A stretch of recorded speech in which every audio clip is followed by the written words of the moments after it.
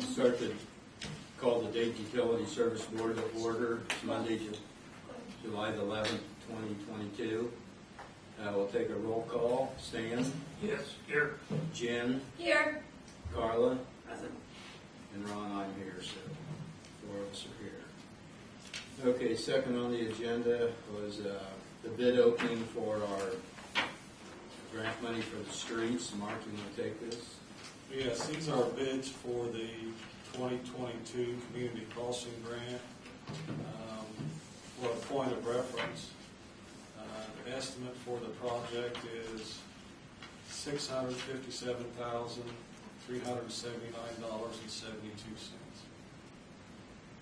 How much is that? $657,379.72.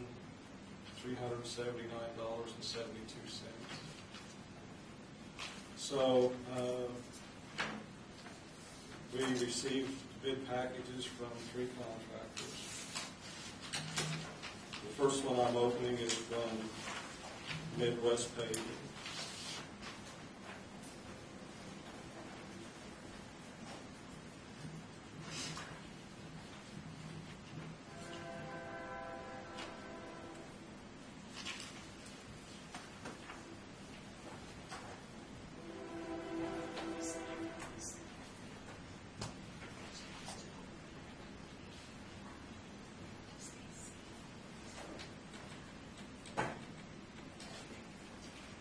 Make sure I read the right number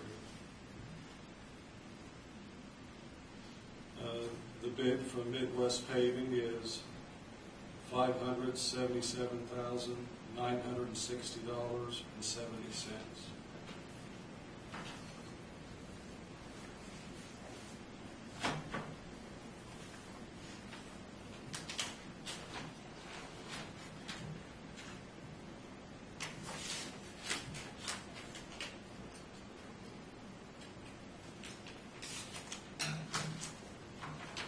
Second bid is Milestone.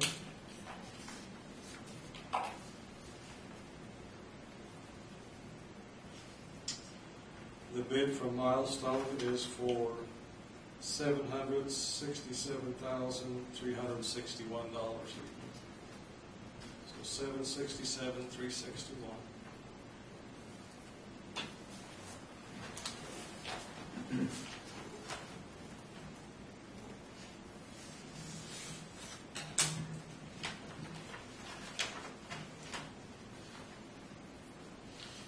Third bid is from Reith Riley Construction.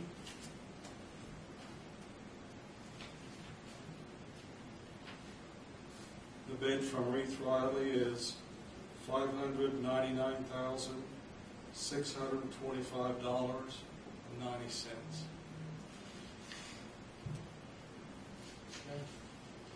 So now, what you want to do is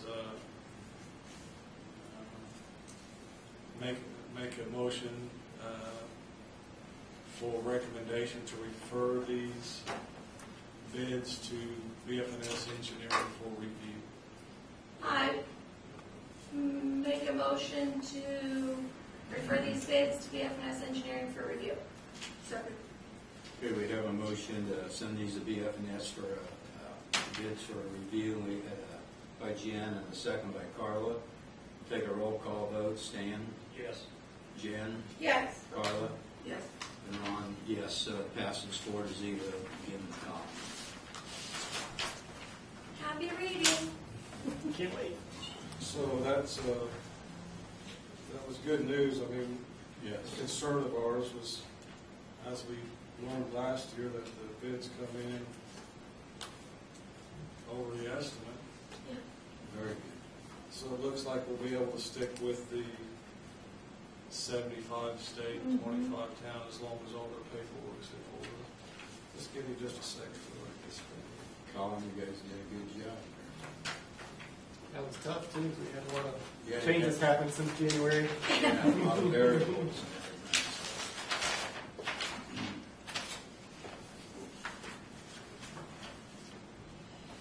And I'm excited we got so many bids. You know, lots of places. Yeah. Not getting bids. Yeah.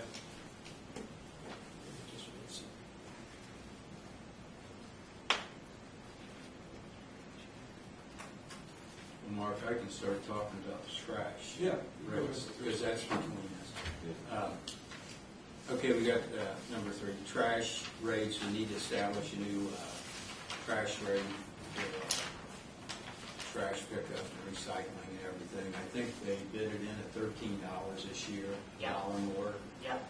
So my thought is, I don't know, I think we ought to charge the residents $13 a month. As a, just, they pay whatever it costs. Still a lot lower than other places. Yeah, a lot. And it's still lower than what it was before it went down to 12, Sure. so. Okay, need a motion for that? I move to establish our sanitation rates at $13 a month per residence. Second. Okay, we got a motion to establish our sanitation rates at $13, trash rates at $13 a month by Jen, and seconded by Stan. We'll take a roll call vote. Stan? Yes. Jen? Yes. Carla? Yes. And Ron, I vote yes, so we'll charge $13 a month for that. Okay, Mark, you want to do the utility report? Yes. So the first item is annual hydrant flushing. Oh, you guys, I'm so sorry to interrupt you. I just remembered. I told Brandy and Dale that they could go right after the bid opening. Oh, sure. That's Is that okay if we move them? Because if not, they're going to be sitting through this entire meeting. I'm sorry. That's Okay. interesting. Yes, trash rates. Very cool. Hydrant flushing. I Okay. knew that, and I knew what roads being tore up right next to our house. Oh, all right. Well, let you know. So they're on the agenda just on the last page, so I just want to bump them to the front so they don't have to sit through this. They were on the town council. Yeah, yeah. Under public comment, so I'm just going to put them to the front. So, if you want to use that microphone, I don't know that it's on, but, in the back side of it, the bottom of it, I guess, no, like the, The very end of it, the butt yeah, end of it. I'm sorry. Yeah, right there. My descriptive words are not very good. Okay. Oh, oh, oh. Not sure if it's working. Or the batteries might be dead, so just talk really loud. My name's Dale Down. I grew up in this town years ago, but I've got a classic car, and I got involved in car shows, and the guys that used to be put on the shows, the DJs, and do the registration and take care of getting fundraisers or sponsors to get awards and stuff like that. And a couple of them died off, and all of a sudden I kind of got affiliated with doing this, bought my own sound system PA, and got somebody to now help me do registration and do this. It takes a couple of people, and then I've got people that show up. That's they actually do some car shows they're on. They always help me park cars and help get this stuff set up. Most of the people that come is people that go to a lot of car shows. They know how to park their own car. They know what they're supposed to be doing. So you don't need a lot of guidance and help. But anyway, I kind of got involved with that. And the guy that it's John's Trophies. It's between Darlington and Crawfordsville. It's who I get all my dash plaques and awards. He actually makes T-shirts. I've been using him for 3 or 4 years now. To do for the shows that I do. And anyway, with the price of stuff going up, I quit doing T-shirts because when I first started doing it, I don't get any money. I don't take nothing. I actually got some sponsors to help pay for the awards, so anything I get, I try to give it to a fundraiser. Well, with the price of stuff the way it got to be, there was no money left over. It took everything I had to put on the show. So I've scrapped doing T-shirts and made some changes, and it's going to work out better. And all of a sudden I thought, when I got affiliated and met Brandy and what she's doing with Combat Cookies, I thought, I'm going to give everything I get to her. But I mean, you all know, I think, what that amounts to, what goes on. But so that's what I'm doing with all the shows that I do. And I'm talking to the trophy guy down there, John Rose, that about her cause and what she does. He says, you ought to do a show for her. I said, well, I could probably put something together. You know, it's not really that big of a deal. He says, if you do a show for her, I'll donate all the awards, the dash plaques, and everything. It's on me. He says, well, I'll do something. So I contacted Brandy and told her we had, a chance to do something, which my first show this year is American Legion, and we had like 50 cars there, and she came there and set up the booth, and the Legion people was really pretty fond of it, and a lot of people came up just during the event. We had a small lunch or something like that, deal going on, and she sold a lot of cookies, which is donations, and a lot of people was coming up before they went home and was getting more, and then I found out the Legion invited her back for some other functions because they was impressed with what she was doing. So she's wanting to come back there, and even do more. So it kind of got me fired up to do these things, even more, and especially when it's going to a good cause. I mean, it's a no-brainer. It's simple, works out neat. But anyway, I was thinking of different places to try to have it, and first I thought about maybe Trish's because I knew she was closed on Sunday, and I thought maybe I could get permission to use her property since she's not going to be open. But I knew if I did that, she's not open because most of the people at my car shows, the shows I go to, I should say any shows, they're not young guys, and we need restroom facilities, and there's certain places, there's some crowd coming, looking at cars. But anyway, I contacted her to see if I could possibly use the place, and she opened up to me, and I was tickled to death. She's going to open it just for that event, small limited venue, nothing so we to be able to use the restroom facility, and most of the stuff's going to be done outside. So I was tickled to do that, and I just started checking out the facility around there and her parking lot down the side and stuff like that, and I can stage quite a few cars on the street. But I know I did propose, that if we could close off that section of street just for that show. The shows that I do, the registration is from 10 to 12, awards is at 2. But I'm usually there at 9 o'clock with my help or something, which is only another person or two, to get things set up. And people will start showing up because they want to get there early and get their spot, and they'll register. So at most, it's from 9:30 to 2 o'clock, and it's over with, and everybody leaves. So that's the time frame. It's not all day long. There's large car shows at Thorntown, Rossville, Turkey Run. There's some other shows that goes on. They used to have a nice one at Colfax. It's kind of went by the wayside because they changed. But most of those towns in the Strawberry Festival, Crawfordsville, they close off some streets. So we can put both sides because there's a lot of people. They do it at Attica, different places. So that's what I was asking. I know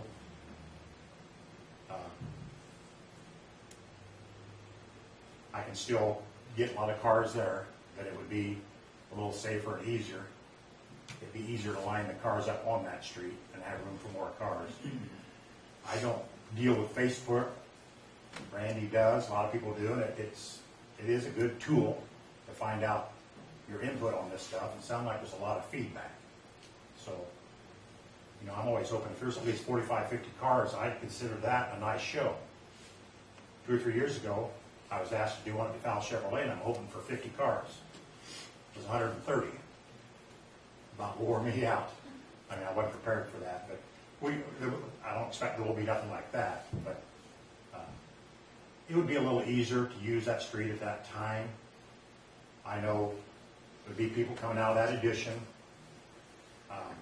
We wouldn't be blocking that off. They could still jog around.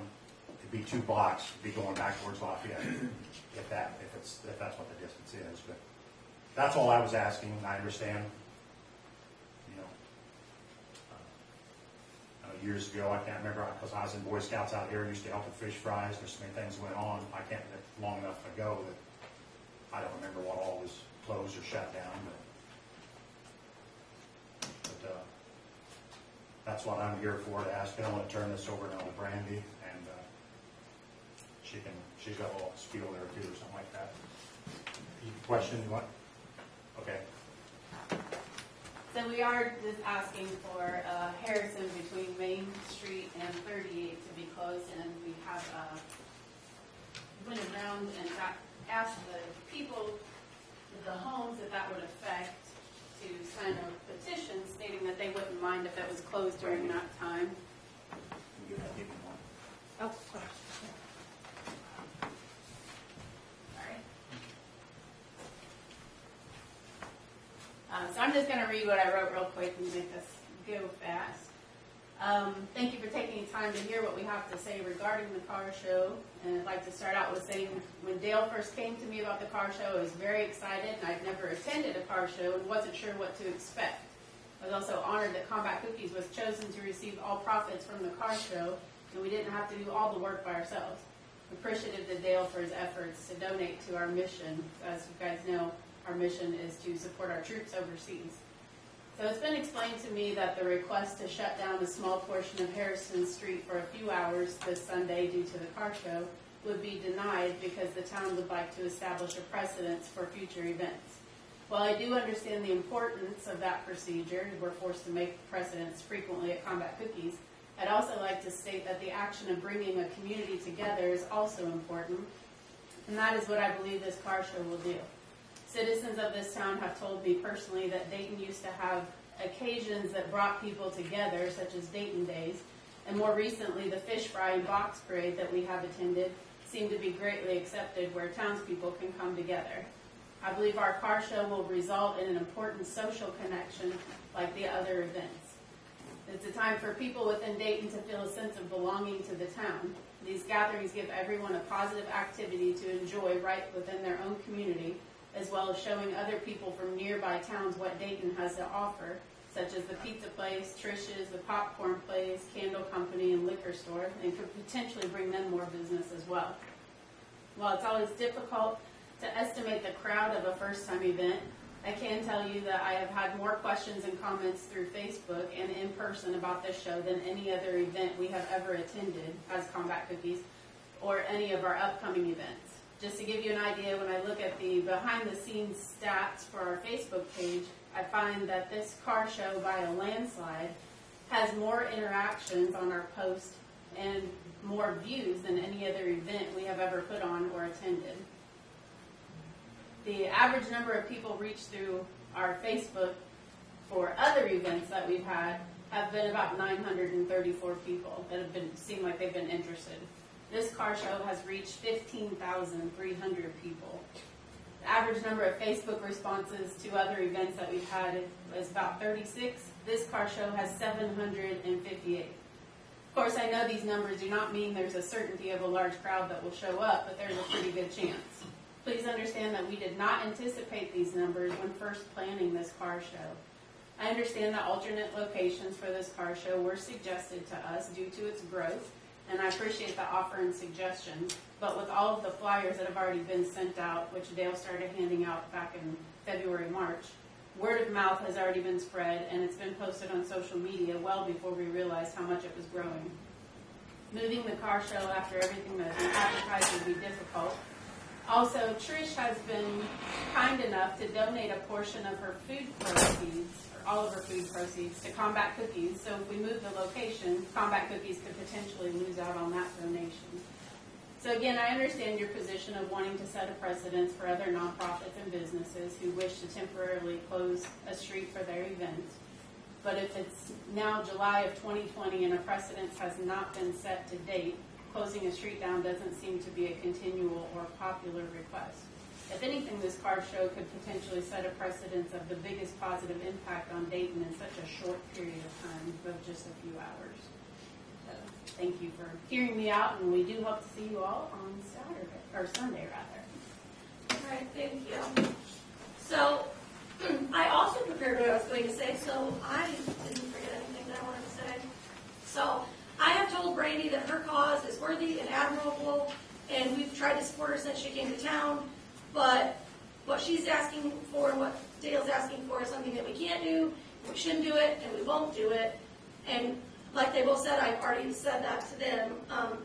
Dayton Ordinance 7518 says, no person shall stand or park any vehicle upon a street or alley in any part of the traveled portion of the roadway, except as required by other stop traffic. And Alicia, who's not here today, our attorney, says this ordinance expressly forbids closing the street, and there's no ordinance that allows it to occur. Harrison Street is a designated thoroughfare and one of the most heavily traveled roads in town, probably second only to Dayton Road South.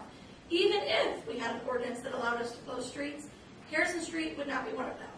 We already get criticized for closing streets for repaving or for legitimate maintenance. We get blamed for the closing of State Road 38 and Haggerty Lane when we had nothing to do with either.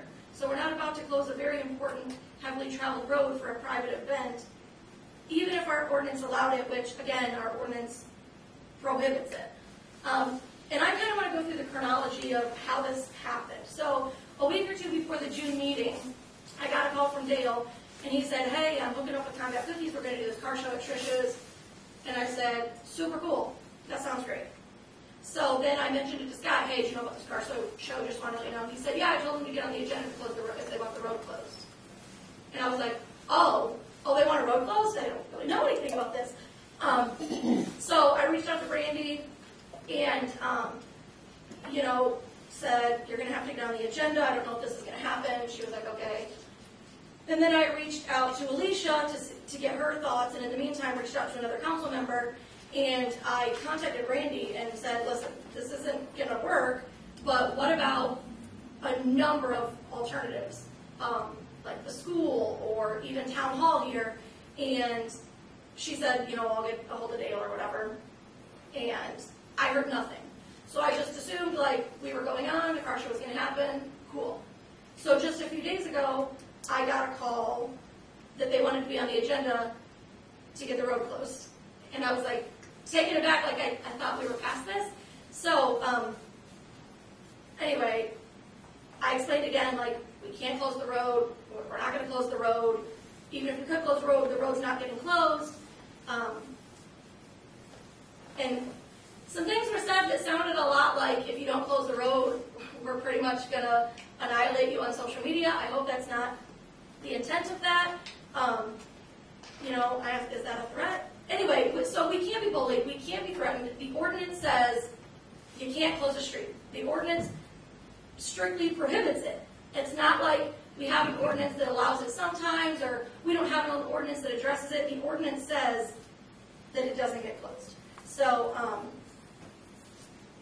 the road's not getting closed. And parallel parking, obviously you can park on the town's parking spaces on Harrison there, but the street's going to remain open, and we're going to follow all town ordinances. Stan, do you have anything to add? I just say that our attorney has told us it's not allowed, and I think that's the end of it. About the same. I guess my only concern is that really, I was listening to your conversation with Jen when she called you the other day, and it sounded pretty nasty, and I think when you start threatening the town board and council and stuff, it's Well, wrong. that's- Wait, excuse me, I I'm don't- talking. I think it's very shameful and the wrong thing to do. And another thing that bothers me is, especially in this town, we got to be careful what we do when we think about one person's going to ask to close their street, next person, Ku Klux Klan, whatever it may be in the future. But,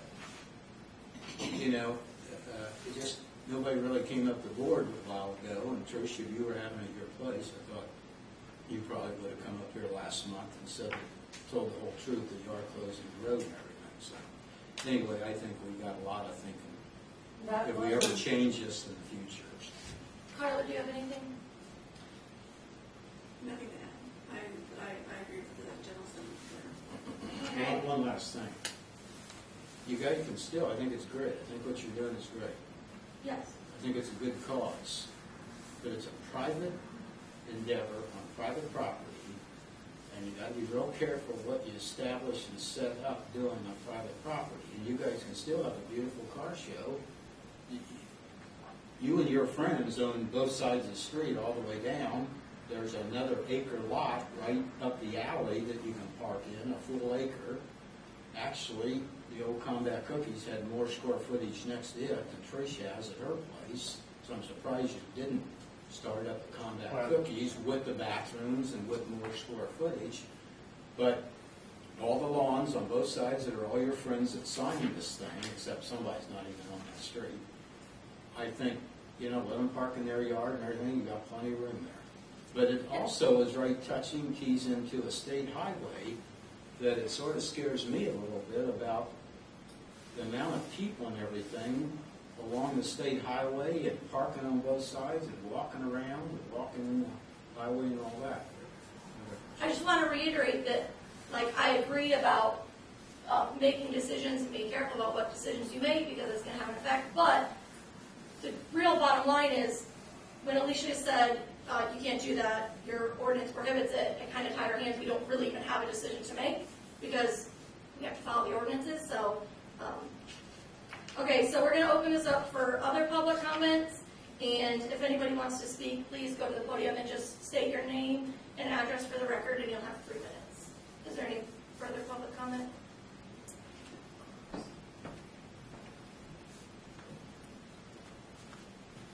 My name is Trish Brown, and the reason I didn't come up at the last meeting, Ron, is because at that point, until about that time, we didn't realize that it was going to be this popular, and we didn't think that would have even been a necessity.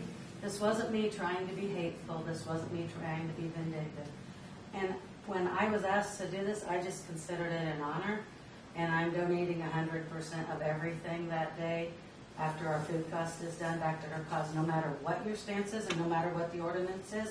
And I 100% understand if it's an ordinance, that's the way it is. I got no qualms with that because that's what the ordinances are for. The ordinance are the laws of this town, and I understand that 1,000%. But I just want to make it clear that it wasn't at the last meeting to mention this because at that point, we were just trying to figure out what was going on. It wasn't even in a full force thing. I thought before the last meeting, Dale had called Jim before the last meeting and asked. Scott knew before I knew that they wanted to close the road because Scott told them you need to get on the agenda. You can't Before just the close the last road. meeting. Oh, yeah. Yeah, And it was so like- at that time, before the last meeting, I think you guys were intending on closing the road. So I'm surprised you guys weren't here at the last meeting. That's okay. I don't know that. I don't know. That's what Okay. it was. I'm just apologizing and saying I was not aware. Okay? Thank you. Wasn't being vindictive. Thanks. And I also just want to add that I did not know anything about the town ordinance until today. If it were brought up to me beforehand, we wouldn't be here right now because I do respect town ordinances, so I just want to add that. Yes, I agree too. I didn't know either. You were told It's about it. it's Not the town ordinance, no, sir. Well, he's. okay. Was there any other public comment about that? Okay. So we'll get back to the agenda. Sorry I interrupted you, Mark. That's fine. Okay. All right. Thank you guys for coming. Appreciate your time. Good luck on everything. All right. you. Thank I'm you. sure it'll be successful. Okay. Mark. First item I have under the utility bill is the annual hydrant flushing. So each year, we flow test and flush a percentage of hydrants. In the past, we've done 20%, but as I had mentioned a couple months ago, that the insurance rating agency prefers that we do the flow test on 33% or 1/3 of the town hydrants each year. So in the past, when we did 20%, it's not the company that does this for us, M.E. Simpson, it is not a per hydrant cost, it's a per day cost. So in 2020 and 2021, the cost was $2,150 per day, and they could get them all done in a day. Their rate this year has went up to $2,350 per day. But they still, his email indicates that he still believes that they can get them all done in one day. So I'd like to have the hydrant flow testing and flushing scheduled for this month, and they said they could get to it this month. I'd like to get it done before school starts, you know. And of course, we would put it, when the day's identified, we get it on the town website to let everybody know that, hey, you might not want to be doing laundry this day, because it does stir up the iron in the system. So I guess I'm asking for approval to hire M.E. Simpson at the cost of $2,350 per day to flush 33% or approximately 25 hydrants to flush and flow test. I move to allow having M.E. Simpson flush and flow test, is that what you called it? Yes. 33% or approximately 25%, or 25 hydrants at a cost of $2,350. I second it. So we got a motion for MES Simpson Gen Maid for $2,300 a day to do 33% of our hydrants. Excuse me, $2,350. We have a second by Stan. We'll take a roll call vote. Stan? Yes. Jen? Yes. Carla? Yes. And Ron, I vote yes, so it passes. Go ahead, Mark. Next item is the Wesleyan Drive fire hydrant relocate. We requested 3 bids. One contractor submitted a bid for tonight's meeting. That is from Cocopelli Construction, and their bid is for $4,800. Seeing how the other 2 contractors did not take the time for various reasons to submit a bid, it would be my recommendation that we move forward. I don't think we're going to get any more bids on it, I guess is what I'm saying. It's very reasonable. I make a motion to have Cocopelli do the Wesleyan Drive fire hydrant relocation as soon as possible for $4,800. I second that. Got a motion by Ron to have Cocopelli do Wesleyan Drive fire hydrant relocation. Second by Jen. We'll open it up for any comments.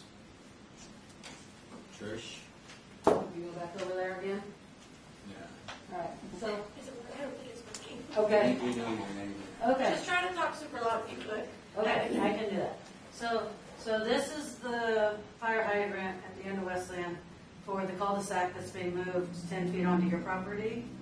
Is that what this was, the 4,000 was for? There's no cul-de-sac at the end of Wesleyan. But that's what you're putting in there, correct? Yeah, the Yes, cul-de-sac that's is why going at this the has end. to be moved for the Yeah, purpose of putting in the cul-de-sac, correct? yeah. Am I remembering Yes. To correctly? put in a cul-de-sac. Right, right, okay. So this is what my question is.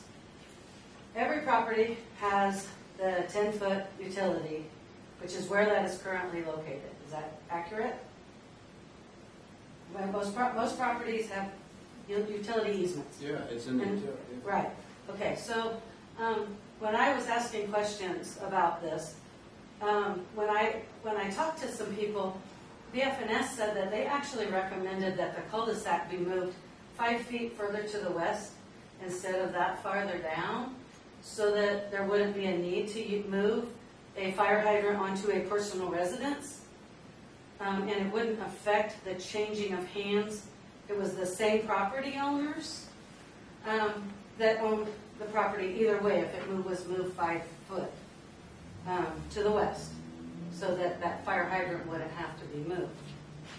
Okay. So, but can I just ask my question? No, Yeah. west is that way, west is towards that I way. mean, I was imagining it coming further down Wesleyan Okay. instead of at the end. Go Yeah, ahead. yeah. So my question is, if that was BFNS's recommendation, why would the town not choose to use their recommendation, since this is what they do, and we rely on them for so many things, including donations for special events and things? Why would we not want to take their advice?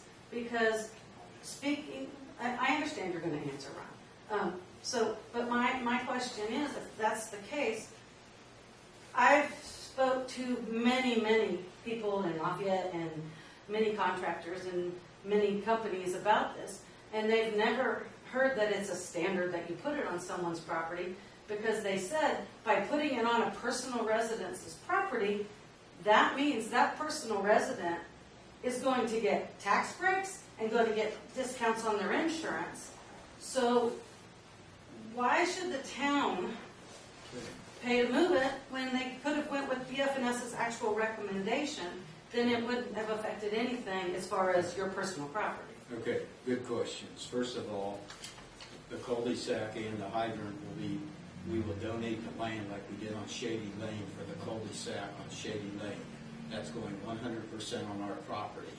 But so we donated the land to the town for that cul-de-sac. We'll do the same thing on Wesleyan Drive for the hydrant and cul-de-sac. The second thing is, that's a weird property down there, and if you move it, the church has agreed. The normal thing is, yes, you move it back to the west, but by moving it to the west, you're moving a 70-foot round cul-de-sac to the west, and it's not 5 foot, I think it's 10 foot or so, and already the church's front yard is 35% taken out by the cul-de-sac, 35% of that yard. You move it 5, 10 more foot back, you're talking then up to 50% of that yard, okay? Let alone on Cindy and I's property, we're not doing what should be done in the first place. We should be putting the cul-de-sac on the dead square end of Wesleyan Drive, and all 4 owners, Stevenson's, Gail and Steve, Ron and Cindy, and the church should all be donating 1/4 of that. But Steve and Gail, and Ashley and Lisa don't want to do that. They'll go to court before they do that. And I will never do like the last board did and steal somebody's land. So therefore, we will donate it, and the church will donate 100% of that land at no charge, and we're going to put it at the end of Wesleyan Drive. And that means moving a fire hydrant a few foot at a cost of $4,800. I will, though, when I mentioned that to BF&S and Ashley was out there, and I think Stan was there and everybody, they immediately said, we understand. Why would any neighbor, I asked my neighbors, why would any neighbor want to move and take out and wipe out somebody else's front yard or probably the best building spot in Dayton, Indiana, and screw that up? Why would they want to do it? So we got to be fair, Trish, to everybody. We're giving in everything on both Shady Lane and Wesleyan Drive, So, and $4,500, I think it's cheap, by the way. We along your house over there, I think, or Ashley's, we moved a telephone pole 3.5 foot, 3 3/4 foot, and it cost $7,000, $6,800. I question that. I talked to BF&S. They question that. But at that time, it's what the board wanted, and at that time, the board owned every house with you. You guys owned every house except one on Harrison. So, in Harrison, we spent $150,000 and put 19 streets in front of it to get that street done. So I think we're being fair, and we're trying not to, the church is a little upset that everybody isn't sharing in it evenly. I'm a little upset that everybody's not sharing in it evenly. So I would think everybody be really happy that we're giving up our property in the frontage right along there, and the church is, to make this thing happen. I wasn't trying to say anything, I was just wanting clarification. I'm not trying to jab at you, Ron, I'm just trying to get clarification. I take it personally, it sounded like it, Okay, Trish. I apologize, it was not meant as a personal attack. I just wanted clarification with the information that I had received. Well, I can't see, it fathoms me that anybody in this world, anywhere, my neighbors, you, anybody, would say, take more of that other person's land and not one goddamn square foot of their land. And they would go to court over it.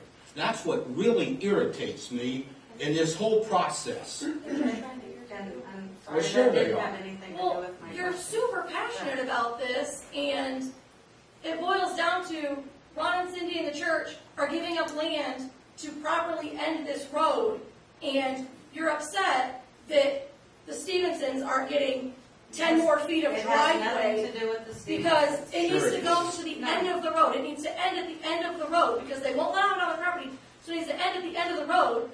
So the people that are giving up their land for this properly terminated road, and you were attacking him when you said you put it on a personal Yes, you property. were. No, let me talk. You get a tax break because you have a fire hydrant. You get a insurance break because you have a fire hydrant. Were you honest with the people you called? Did you say, they're moving the fire hydrant 10 feet, how will this benefit them? That's not Or what I did said. you say, do you get benefits for having a fire hydrant? Because they already have a fire hydrant.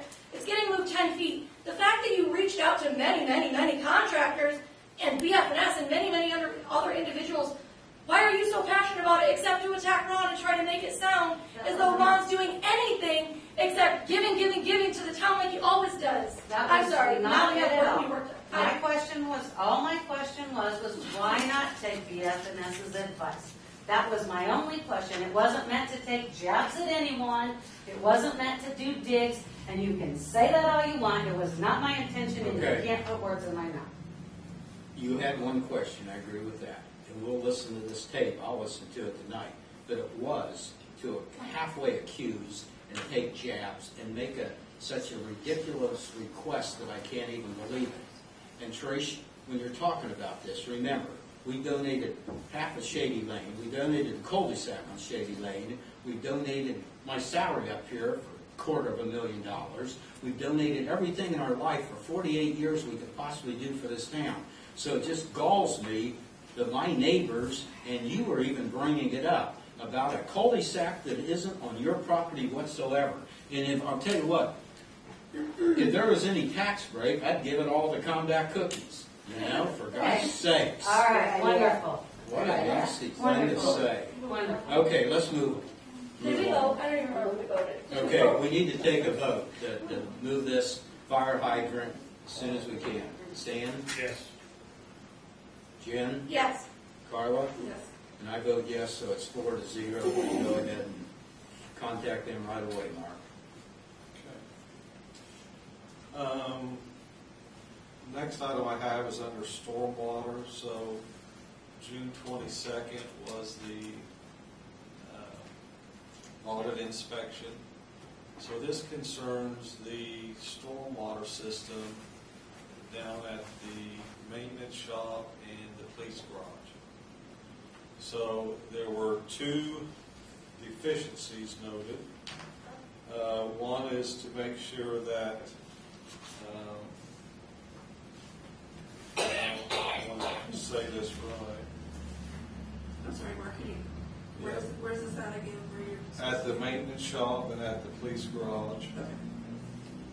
So the two items were make sure a copy of the stormwater pollution prevention plan and a spill kit is available for both buildings. So the stormwater pollution prevention plan, what that is just a map showing where those floor drains go to, and in the case of a spill, who to contact and those type of things. So I went ahead and made a copy of the pollution control plan, copy of the map, made up spill kits for both facilities, worked with Scott on putting one in the police garage and of course the one in the shop. Then I contacted IBM, that's who did the inspection and the audit, let them know that the deficiencies have been addressed, so we're good. They do this every 5 years, so we're fine. So if you see that down there, that's what it is. The last item, and I don't know if Scott was going to speak to this, but he showed me some printouts about where the new snow route signs will go and some additional no parking and stop signs in town.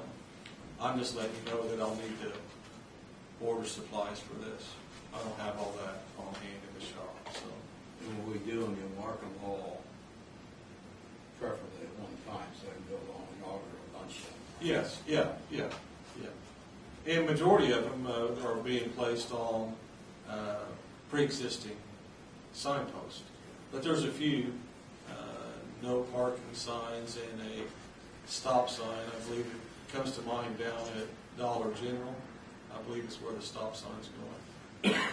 But anyway, I'm just letting you know that before we can move forward on this project, I need to order some supplies down there. Yeah. We're not ready to go yet, is what I'm saying. Okay. Better not snow soon then. Yeah. All right, so any questions about it? So I think that there's good news on the community crossing bid. Yeah. It's fantastic. I thought that it wouldn't surprise me if they're all over 700, Yeah. Right. you know? So we had a couple very competitive bids. They'll make sure that all the paperwork's in line and we'll move forward with that. I think Beth, BF&S did a great job coming up with that whole bid package and getting it right so we didn't have to. And I think we're gonna see, it'll be a big improvement on North Dayton Road. Yeah, I do too. What's our next step, date in this process? So, they're Thursday, the 14th. So, BF&S is gonna review the bids, make a recommendation on who to award it to, and then Thursday we'll award the bid. Colin's not gonna sleep for the next 3 days because he's Yep, gonna get well, makeup. that's what we doing all day. All day long, all day, all day. Yeah, great. Okay, replace, next on the agenda is replace the meter reading device. So, John, you wanna- yeah, I added this, it's for Mark, and Mark, It is?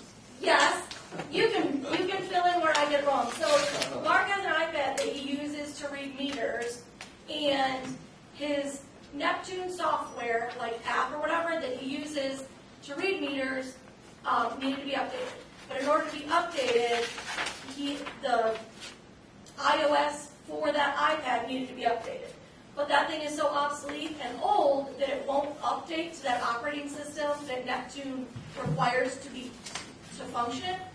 So you need something new. So it would accept the 12.5, not the 15? Right, exactly. It's like you can't get 15 on that. And Neptune now requires you to have 15. Okay. So you need a new device. So, and I don't know, do you need, how does it work like out in the field? Do you need cellular? Like, do you have a jetpack from Verizon that you use? No, it has, Data plan. It That- does have a data plan? Yes, does it? Okay, that's one of the monthly fees that we discussed. well, Okay. one of the jetpacks I thought, well, anyways, so if we could look into it, but if you don't need it, then we could probably get a new device for like max $500. But if you do need it, that, then I would think up to $1,000. But thinking further ahead, it might be a smart idea for us to invest the money, because that thing was like 9 years old or something, and get the one that you can use, a data plan out there, you can access the internet out in the field. So if perhaps it's used for like locates, or, I don't know, for whatever reason, if you need to get on Beacon and find the name of a homeowner, or whatever, it just might make more sense to invest more money so it can be used. So I need to get a hold of Utility Supplies, Tom Dunbar, who guides that software program, and ask him, Sure. right? Yeah, And what is it that I need to ask him? So What? whether that uses internet or provides its own? sure, pretty much, like, do you need internet out in the field? Okay. Because some devices you can get and like, you're not going to be able to do that out in the field, and Some of them are Wi-Fi only. This You one have- runs off of Bluetooth, okay. if that helps. So, and any- you may not need it, but it might just be smart to get it, is what I'm thinking. For other uses in the Yeah, future. for like locates, or for whatever you might need it out in the field for. Well, let me touch base with him this week, so that we know that we're, That's an iPad he's got. Yeah, yeah, It's an no, iPad. yeah. okay. Yeah, I had the same problem with my old one, you couldn't update it, Mhm. and half the programs wouldn't work anymore. That's unfortunate. So, I know. I mean, it worked They well do that. I know. before they upgraded the software. I They do know. that on purpose to make you buy a new one. So you get it and get some prices, maybe we could okay it Thursday or something? Well- Or do we even need I do think we need to okay it, I was just, because he's gonna need it to read meters before our next monthly Is meeting, that so maybe we could just approve up to a certain amount. through Verizon, is that who our carrier is for cell phones? Yeah. Yeah, that's, we have jetpacks. How about you get the cost for Thursday? We're having a meeting. To, award the bids. Yeah. So I'm gonna get a hold of Scott. I don't know. if You it'll guys do take that. care of getting bids for right now. Yeah. Well, however you want to do it, let's just make a motion. All right, I move to allow up to $1,000 to get Buy a new iPad for Mark. from Mark, yeah, to replace the Second. meter reading. Okay, we got a motion by Jen to buy a new iPad for up to $1,000 from Mark, and a second by Stan. We'll take a vote. Stan? Yes. Jen? Yes. Carla? Yes. Ron, yes. Okay, that passes. So, Okay. Public comments? Open up the public. Council, Stan? Nothing. Jen? Nothing. Carla? I've got a couple of things. Price, I asked Nate, because he does a lot of work for us, to get a price so we can talk about extending this council table, so you can get plenty of, have room to get the extra person on here. We might want to do it, we might not want to do it, just let me know. 4 o'clock tomorrow, we'll meet with the structural engineer, Stan, and anybody wants to be there, right out front here at Town Hall, to have them look at removing or replacing the front large slab for safety and better access, and that's what BF&S needs, so then they can draw up for the bid package, okay?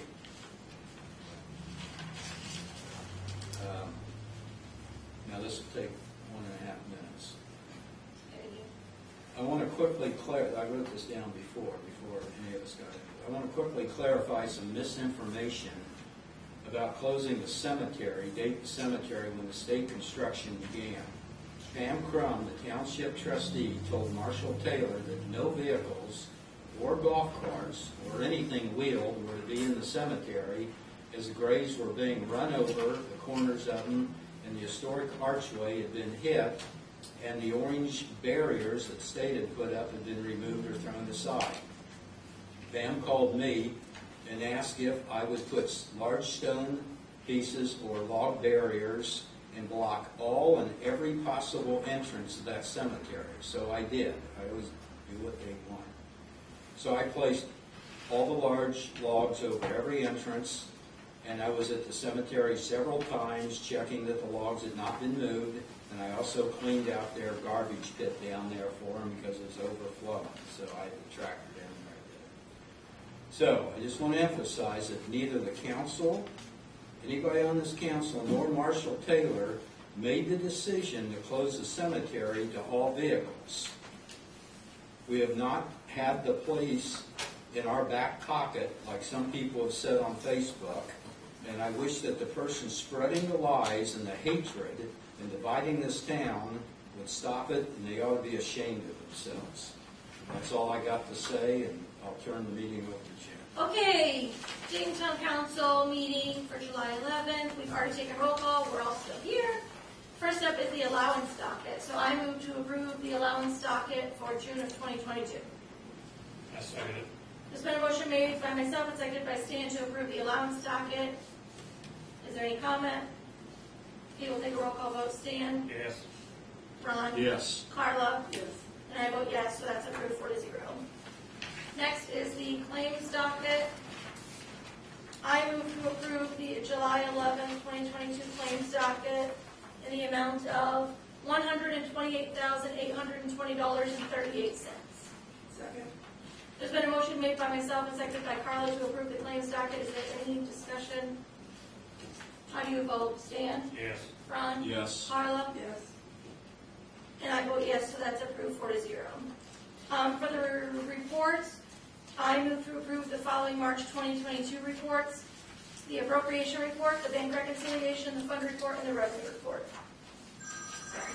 There's been a motion made by myself and seconded by Carla to approve the March 2022 reports. Is there any discussion? How do you vote, Stan? Yes. Ron? Yes. Carla? Yes. And I vote yes, so those are approved 4-0. And we're still waiting for April, May, and June, so we'll get those in the future. Moving on to the minutes. I move to approve the following minutes: June 13th, 2022 Utility Board, and June 13th, 2022 Town Council. Second. There's been a motion made by myself and seconded by Carla to approve those minutes. Is there any discussion? How do you vote, Stan? Yes. Ron? Yes. Carla? Yes. And I vote yes, so those are approved. Next is Clerk Treasurer Office in-house consultant. So right now, we have Larry Tippin, and we are working with Susie Bass. We found a more local and less money consultant to work with, so I just need a motion to engage that consultant. I make a motion to hire a new in-house consultant. I second that. Is there any discussion? How do you vote, Stan? Yes. Ron? Yes. Carla? Yes. And I vote yes, so that passes. Okay. Police, Marshall Taylor. And I know you didn't have it on your agenda, but could you, if you have it, just quickly go over the where the no parking signs are going? Are you talking about what Mark referred to? Yes. Ask me to go from memory. Well, no, don't you have the, no?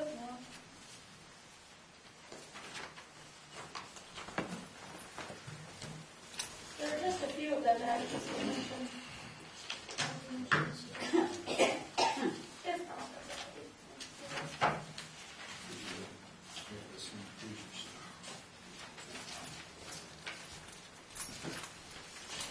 So the snow emergency route first, I mean, Yeah, that's that- already been discussed, Yeah. and I was just to get with Mark, and we were designating where we wanted to post those signs. So that was the final step in that, just, so that's all already been discussed with the council, approved, and, the no parking areas, Pine Drive is no parking all its whole length.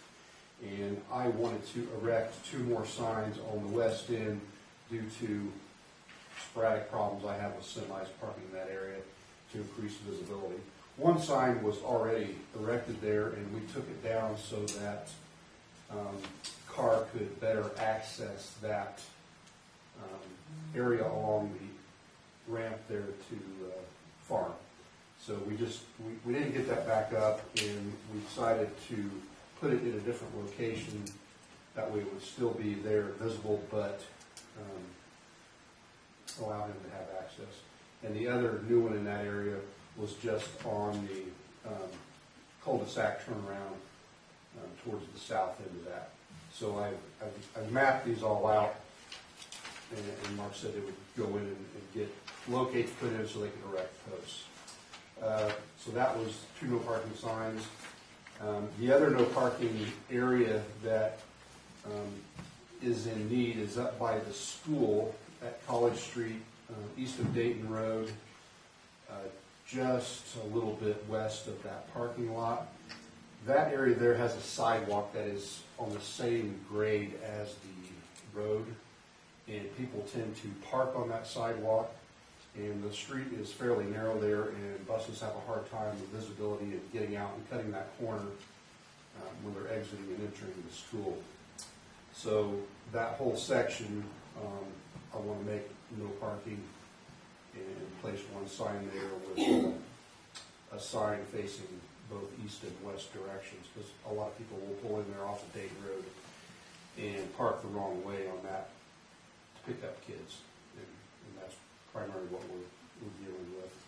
And then there's a short section on the south side of that street, just east of Dayton Road, that it makes sense that one should not park there, but occasionally we'll have someone park there anyway. That's where that parallel parking kind of jogs out into the street, and it's curved, it's a high curve. It's just too narrow there to be able to park, and it's an extra warning at that area to let people know you can't park there would help. So, and then the stop sign location that I want to add is down on Yost Road at Dollar General. We have one on the other side of that intersection at the exit of Circle K, and I want to mirror that one on the other side coming out of Dollar General. And the primary reason for that stop sign is, one, it helps better identify that intersection as being an intersection, and a little more visibility, and to keep the semis from parking and blocking those entrances. Should be common sense, but it's not always. And we would also put a no parking sign on each side of that post also, just to further enhance that we don't allow parking in that area. Dollar General has erected some no parking signs in their entrance, which helps us enforce the ordinance part of that. But this would also help with that, keeping the congestion clear. So I think that was all of the locations. Is that any questions? No, yeah, that's great, I just, now everyone knows, and it won't be like, there's gonna be no parking. I don't know.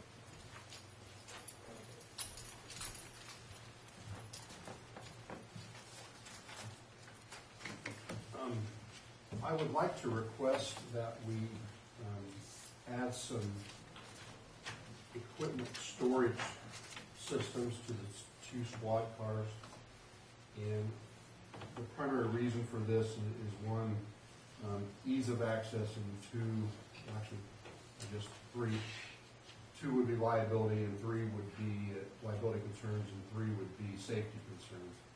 A lot of equipment that we have, safety equipment we have in the vehicles are currently loose and not in a confined storage system, so in the event of an accident or evasive driving, these things can slide around and fly around the car and cause injury or damage to the equipment itself. So I talked to Move Over Outfitters, our equipment installer, and he provided me with three options. I know that these are fairly pricey options, but with our inflation at the rate that it is currently, I guess it's to be expected. The first option was a product called Truck Vault. It was basically a sliding drawer system that is lockable and mounts permanently, bolts into the car. Can be moved to a new car should that be needed. The first one, which is the most preferred one due to its heavy duty and quick access locking mechanism, was a little over $4,000, $4,044 for 2 units, one for each car. The second one was similar but a little lighter duty. It came in at $3,578. And he said, quite frankly, if you're going to spend that much, you might as well get the best one that he preferred. The third option did not provide as much storage, wouldn't be able to get as quite as much equipment secured, but would still be better than what we currently have, and that came in at $1,975. So This is for two, for both. both The cars. price I give you was the total for outfitting both vehicles. So your gun now is where? No, no, Oh, just no, don't. I make a motion that we go with the best unit. Yeah, I've seen the $4,044. Yes. I second that. There's been a motion made by Stan and seconded by myself to get the two storage units for $4,044. Is there any discussion? How do you vote, Stan? Yes. Ron? Yes. Carla? Yes. And I vote yes, so yeah. Thank you. Another equipment problem that cropped up this weekend, one of the ticket printers in our older car has died, so I need to replace that. I sent out for quotes today, but I haven't got back, but I would imagine the high end would be $400 for that printer. The last one I bought was in 2017, 5 years ago, and it was like $265, I think. Inflation? Inflation, but like I say, normally when I call CDWG, I normally get a government rate, so it's usually a little cheaper, but I think the price is advertised is a little bit under Make $400. a motion to replace the printer, whatever it costs. What happened? Second. There's been a motion made by Stan and seconded by Carla to get a new ticket printer. Is there any discussion? I'd just like to point out that it was Stan and Carla that are replacing the ticket printer, so if you get a ticket, you know which council members to contact first. How do you vote, Stan? Yes. Ron? And that makes the ticket Carla? double. Carla? Maybe we'll vote no, but also vote yes. I also vote yes, so that passes for today. Any other questions? That's all I have. That's it. Thank you. All right, next is comprehensive plan company approval. So the other day, we had a presentation from Taylor Seifert Williams Design Group, and they came and presented like what they would do for a comprehensive plan. This is the comprehensive plan that we got the grant for, and Taylor Seifert Williams Design Group will do the comprehensive plan for the $50,000 that we got the grant for. So I just need a motion to engage them and also to allow me to sign the contract with them. I'll make the- Alicia's already looked over the contract, she's not here, but I got the contract to her before they even presented, to make sure that she approved it, and I won't sign it until Oprah releases the funds, because there's more steps you have to go through, and like, because it's Oprah money, they have to say it's okay, and then they'll release the funds, so then I'll sign it. I make a motion to engage Taylor Seyfried Williams Design Group for our comprehensive plan and allow Jim to sign the contract contingent upon Oprah releasing the funds. I second it. It was a race. It's Carla, sorry. Whatever. You guys wanted to just redeem yourselves from the ticket thing again. Okay, there's been a motion made by Ron and seconded by Carla to approve engaging Taylor Seyfried Williams Design Group and allowing me to sign the contract contingent upon Oprah releasing the funds. Is there any discussion? How do you vote, Stan? Yes. Ron? Yes. Carla? Yes. And I vote yes. So we'll get that taken care of, and then things will start happening. It's very exciting. Hopefully you guys watched that presentation.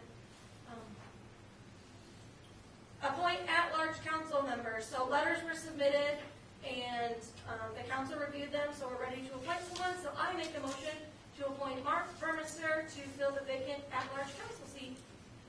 Second. All right, there's been a motion made by myself, but seconded by Carla, to appoint Mark Burmester. Is there any discussion? How do you vote, Stan? Yes. Ron? Yes. Carla? Yes. And I vote yes, so congratulations, Mark. And we'll get you with Alicia, or, we'll get together to get you sworn in. We might have to get him a longer name tag since his name's. Mark B.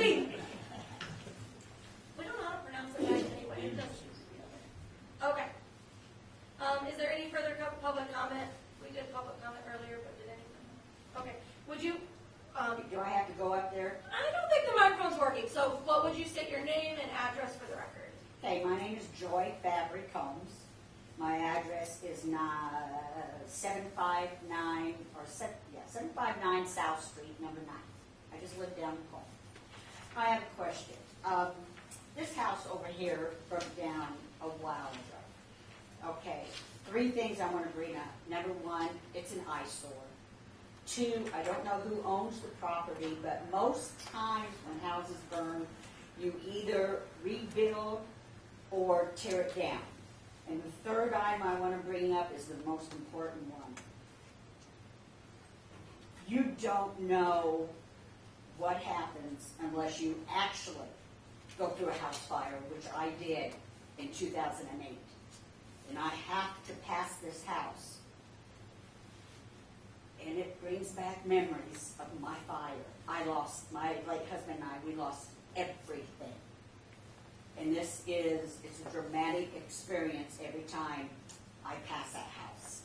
So I don't know if something can be done to move it along, to either knock it down or knock it down and rebuild on the property. Yeah. I'm sorry about you, Dad. I didn't mean to interrupt you. Well, because, as I said, the most important was, it just, it's bringing back so many memories of my fire that it hurts, and I go home crying sometimes when I pass it. I'm sorry. That's awful. And you really, as I said, I could wish everything on my worst enemy, but the most important thing I would never, ever do on my worst enemy is wish him a house fire, or any kind of fire. It Right, is, and you don't know unless you go through it. Right. And I can't imagine that, so I'm sorry. Yeah. Thank The other 2 things, so it being an eyesore, there are a lot of eyesores around town, and because we are under the umbrella of the Tippecanoe County Area Plan Commission, those things are handled by them. There's been other houses on South Street or wherever that Marshall Taylor has even been what, we work together. What can we do about this? What in our ordinances, what can be done? And unfortunately, it kind of all goes through them. We can't just go and condemn a house and say, your house is condemned, tear it down, which kind of makes sense because that would be a lot of power for a town council in a small town hand if those decisions were, Understand. yeah. So, but it goes through Area Planning Commission, and it's my understanding that they have been notified about it, and I don't know if you want to speak to that? That's my twin brother's house, Okay. and I think most people know that when they talk about it. It was burned down, it was probably arson, and there's a long investigation on it, and that investigation, I think, is finally over. I contacted for the town council, area plan last year, and filed a complaint, and they contacted my brother and gave him till summer to do something about it, okay, which I announced at a meeting somewhere over the winter. I think it's an eyesore, I think it's nasty, I think he wants to rebuild on the foundation probably, a lot goes into it. I called 2 weeks ago and made another complaint and directly asked him to send a letter to my brother, even with a letter that there would be a penalty attached to it if he didn't do anything about it. Okay, and so they are working with him on it. In the meantime, there's some, I think a petition was gathered at the Redbird to do something about this, not Don Kohler House, but they call it the Kohler House because that ties me in with it. So anyway, area plan has it. It's a nasty eyesore. Something is going to be done with it. I will probably be the one that rips it to the ground. I think it's in a process. He's also going to re-annex the property, and that rezone the property. Yeah, rezone the property, and that has to do with what he wants to do with the house and all that. He, like a lot of other people that have nasty houses in this town, 180 some houses are owned by people out of town. Now, a third of our town is rentals. There's houses that sit up there in the north end that have been abandoned, condemned for 7, 8 years. South Street's been condemned for 5, 6 years. Is it that blue house? Yeah. Well, it's the one past the little brick house on South Street. It's By the duplexes? Yeah. Yeah, because I talked to the owner of that house, and I asked him what he's gonna do, and he turned around, he goes, I'm trying to sell it. And it's like, Yeah. oh So my we God. didn't, it's just the council is always, the old council, this council is actively always told area plan, and they take it from there. But I'm just saying there's a lot of houses around this need to be taken care of, and it needs to be taken care of as soon as possible. So I turned him in for the council. We talked to him several times, but area plan and the building commissioners are taking care of it. And then they sent him, I know he's received a letter, and he's got 2 or 3 weeks or the end of the month to give a reply on what he does. It's a long process.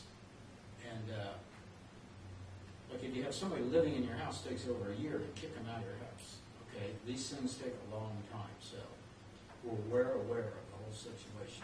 Would it help if somebody like me went to the area, or whatever it's called, and talked to them and say, Well, listen, this is what, Redbird's already sent, or somebody gathered up at Redbird, they sent a whole list down there with like, I don't know, probably 100 some trace, 200, 170. 170, yeah.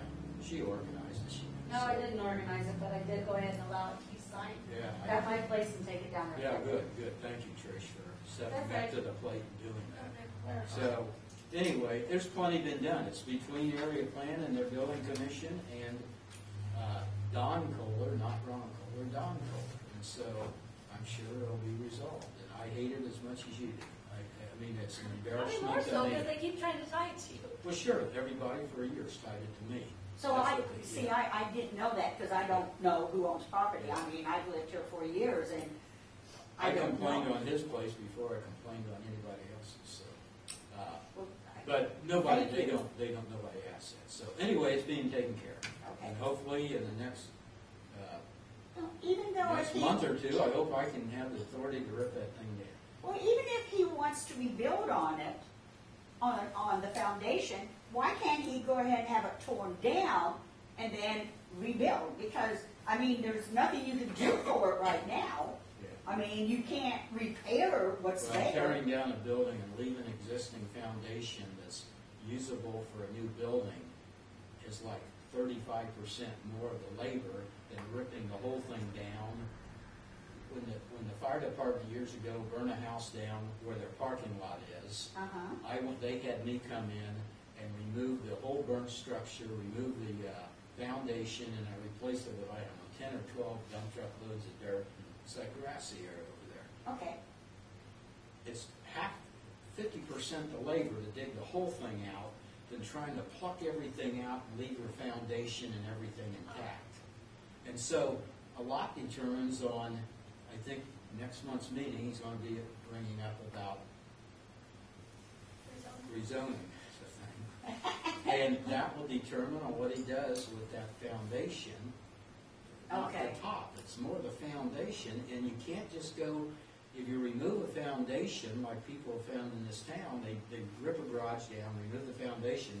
Once you remove the foundation, you can never put it back on that foundation if it's grandfathered in and too close to a street. And about 80% of the buildings around here are grandfathered in too close to the street, so you've got to move it back. okay, but what I don't understand, I understand what you're saying. Yeah. What I don't understand is, why can't he knock down the house and leave the foundation? Because if he makes a decision to knock the house and I'm just guessing, not Yeah. that it's one of the things goes into it. If he decides to build something completely different there, Okay, you know, an eatery, something, I don't know, then he'll remove everything. And he won't save the foundation. Okay. And it'll save you a lot of, you I won't see what have you're to, saying. it's gonna cost some money to do this stuff, you know, Okay, I see what you're saying now. you know, the goal is hopefully if everybody can buy the time, to have something really neat there in the future. You know, there's a couple acres there that's usable, so, you know, I know it's an eyesore, and I apologize for him, but that's him, it's not me. I talk to him blue in the face every 2 weeks with the guy, so. Okay. All right. And then a lot of it took a long time, couldn't touch anything, even into this spring, I think, because of the investigation and all that, so. Okay, You know. thank you. It's a shame that, you know, somebody had to burn it down. Anyway, that's it. Thank you. Yeah, you're welcome. Thanks for coming up. Any other public comment? Okay, council comment, Stan? You're up Carla? one. Oh, Oh, did I speak first? yeah. Ron? This is a real short one. Several people have asked me about why we did not, at the last meeting, say anything about Ashley Stevenson quitting. The reason we didn't is Ashley Stevenson, our council member brother, never told us he was quitting, never gave us an iota, never hinted at it or anything, and he left us hanging.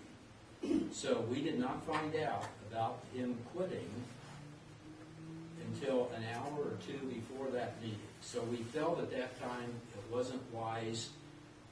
If we had said something about it, it would have looked like we were, I don't know, laughing at something, you know. So we just felt it better to be quiet at that time. Of course, by being quiet, we absolutely got ridiculed, you know. So you can't do anything right. So anyway, I just wanted to, we did not know about it, so. Yeah. Just That it? letting everybody know that's it. Okay, having no other business before us, this meeting is adjourned.